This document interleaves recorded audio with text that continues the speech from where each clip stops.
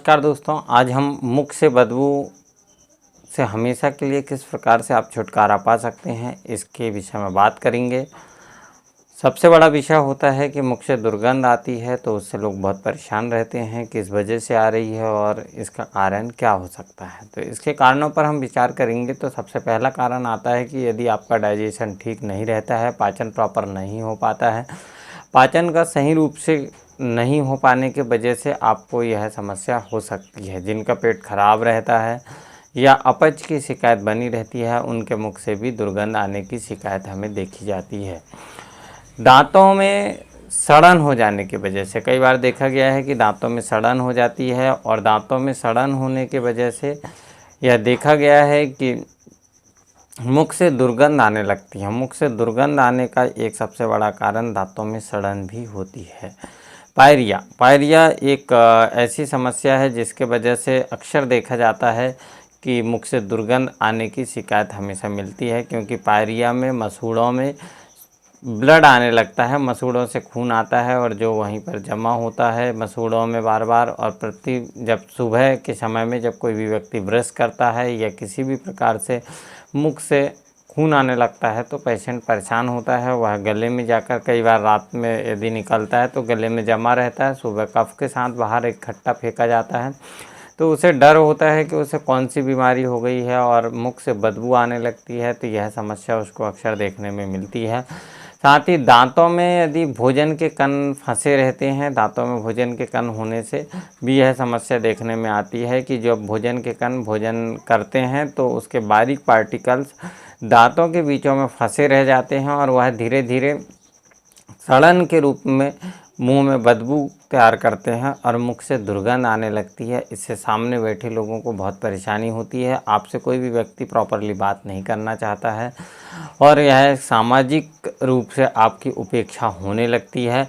Brush सही तरीके से नहीं करने की वजह से भी बदबू आ सकती है। प्रॉपरली ब्रश को आपको ऊपर नीचे करके ब्रश करना चाहिए, जबकि लोग अलग तरीके से करते हैं। तो ब्रश करने का एक प्रॉपर तरीके से यदि आप करते हैं और सुबह भोजन के बाद और शाम को भोजन के बाद यदि आप प्रॉपर रूप से ब्रश करते हैं तो आपके दांतों में सड़न बिल्कुल नहीं होगी और आपके दांत सुरक्षित रह सकते हैं।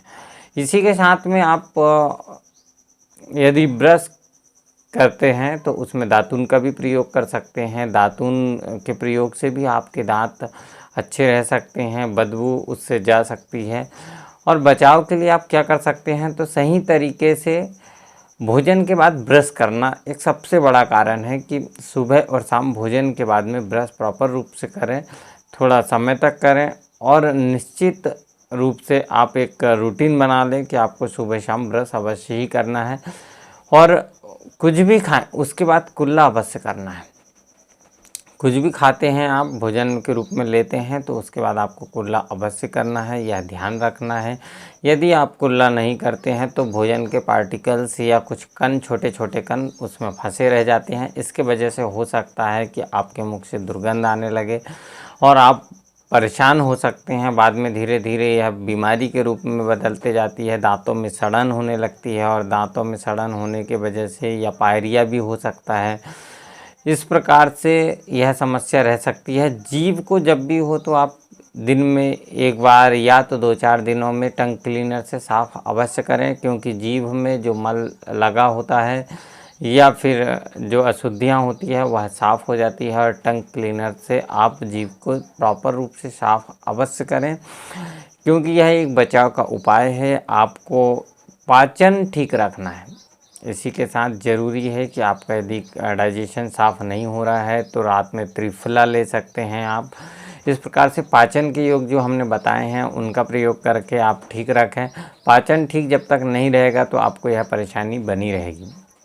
अब आप सोचेंगे कि यदि मुख से दुर्गंध आने लगी है, समस्याएं आपको बनी हैं, तो ऐसी अवस्था में आप क्या कर सकते हैं। तो इसके लिए एक इलायची लेंगे और एक लौंग लेंगे और खाना खाने के बाद आप दांतों के नीचे रख लेंगे और इससे जो पीक रहेगी वह धीरे धीरे मुंह में जाने देंगे। तो इससे आप तुरंत ही नहीं खाना है, इसको दांतों के नीचे दबा कर रखना है और लंबे समय तक रखेंगे तो मुख में यह लार के रूप में पूरे मुंह में फैल जाती है और जिससे आपकी दुर्गंध जो होती है वो बहुत ही जल्दी 5-10 मिनट में आपको राहत देने लगती है और जो मुख है उससे बदबू आना कम हो जाती है या बंद हो जाती है।